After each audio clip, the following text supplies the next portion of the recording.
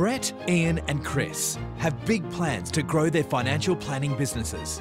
In No More Practice, they have been challenged to produce business plans for growth that will stand the scrutiny of our team of industry heavyweights. To answer the ultimate question, would you buy my business? This week, our business owners meet their final advisor. It's been a long road for them all, and this is the last chance to tweak the plan or ask questions before facing the judges. Welcome to No More Practice Series 3. When we last saw Chris, mentors Barry Lambert and Robbie Bennett raised concerns about the amount of debt that Chris was willing to take on in order to buy a new parcel of clients. However, Chris believes it is the best way to build his business. I'd suggest a guy called Paul Barrett. I don't know if you've met Paul over the years, but currently with ANZ. And Paul's been involved with a lot of mergers and acquisitions over the years. I think it'd be very beneficial if you went and had a chat to Paul as well. I'm sure he'd be very happy to have a look and help you. And it's just sort of that extra opinion on it, just to make sure you're protecting that loan that you have to the future, and that'll protect your own rear end from your wife. Yeah. So I think there's some good benefits there for you. Good call. So Chris is off to see Paul Barrett. Paul is the General Manager of Advice and Distribution at ANZ. It is Chris's final opportunity to get expert advice and to make sure his business plan is bulletproof and won't be shot down on Judgment Day. So you want to build a sustainable business, Chris? I do, Paul. That's rare. Yeah, absolutely. And I just think that, you know, a business post this sale, about 98% of our clients will be X and Y. So we'll be true to label, and we'll have a nice sort of growing business. It sounds noble. I suppose the key question I've got for you is a question of economics. Yep. And that is, if Generation X and Y are your target market, and you've got a profitable book that you're thinking about selling to fund more work into that target market, how do you actually make a profitable venture when we know we have a dilemma and advice around people actually valuing advice and paying for it? We're talking about the semi-professional business development managers, you know, people who are in mid-level management, guys who don't run the company. And so they're not prepared to pay thousands of dollars of fees. But what they're quite happy with is to pay a fee of, you know, between $500 to $1,600. And they're happy that we actually take their insurance commission.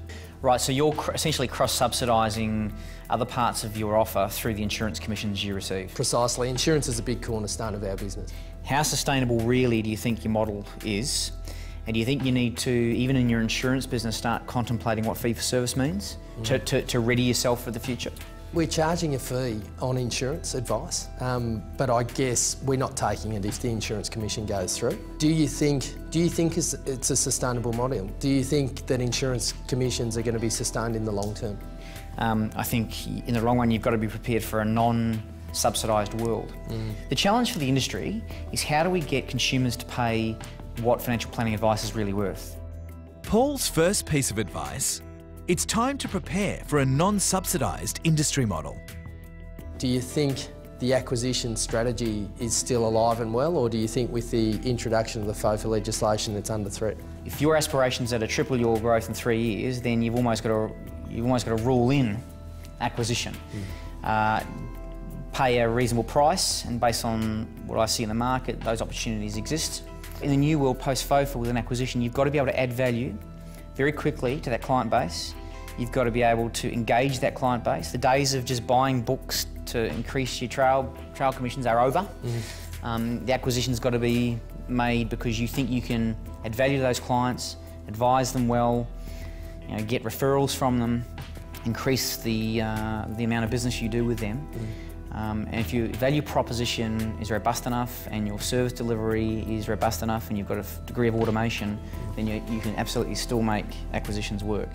Paul's second piece of advice: if acquiring new clients, make sure your value proposition is strong enough to make a profit without commissions. So Paul has pinpointed 2 areas for Chris to consider before facing the judges. It's time to prepare for a non-subsidised industry model. And if acquiring new clients, make sure your value proposition is strong enough to make a profit without commissions. Brett and Ian have almost finalised a deal to raise a hefty $1 million investment. If their deal is successful, they can build up their IT infrastructure and bring a marketing expert on board. Barry and Robbie are impressed, but they have advised the boys to get an accounting expert to have a close look at the detail of the deal.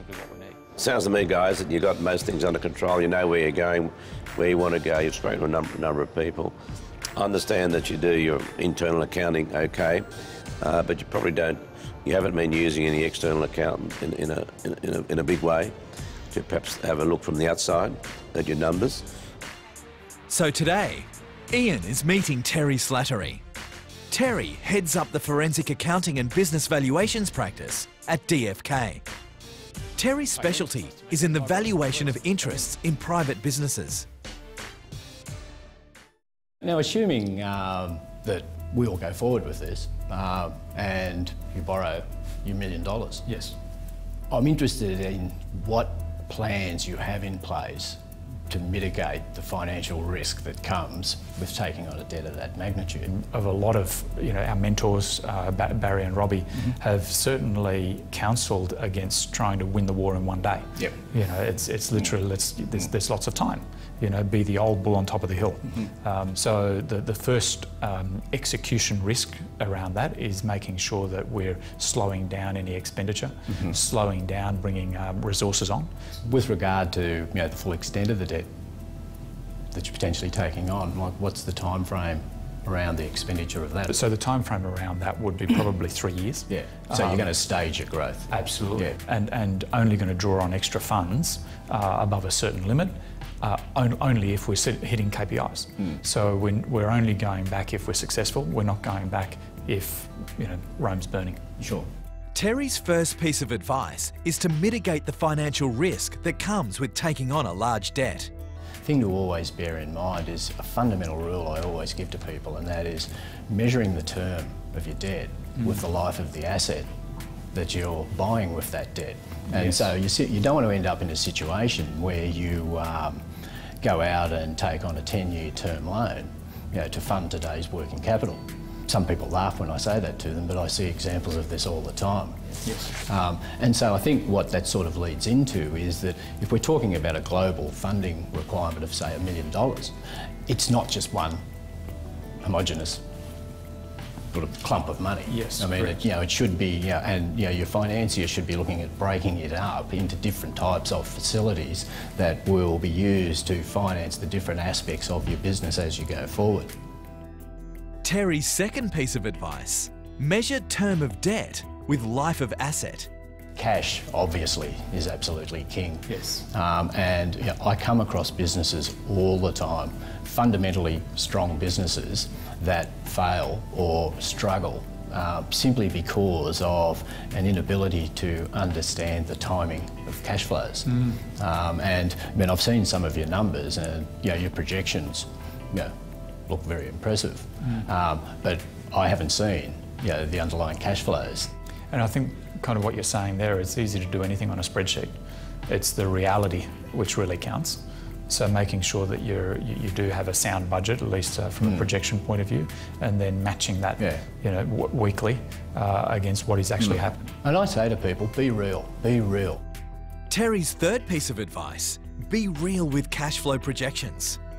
So having looked at Brett and Ian's $1 million business commitment, Terry has pinpointed 3 key areas they will have to address before facing the judges on Judgment Day. Mitigate the financial risk that comes with taking on a large debt. Measure term of debt with life of asset. And be real with cash flow projections. It has been a lot of work for our advisors. Chris has found a potential buyer for his clients and is now thinking about the next phase. Brett and Ian have almost found an investor, but will it be enough to please 4 of Australia's top financial minds? How are you going to make money out of this? Oh, I'm really surprised. To be honest, didn't think you had much of a chance. In the next episode of No More Practice, it's finally here. Judgment Day has come. Judgment Day is a day to be excited. Oh, it all's going to be revealed on Judgment Day, so I'm looking forward to seeing what happens.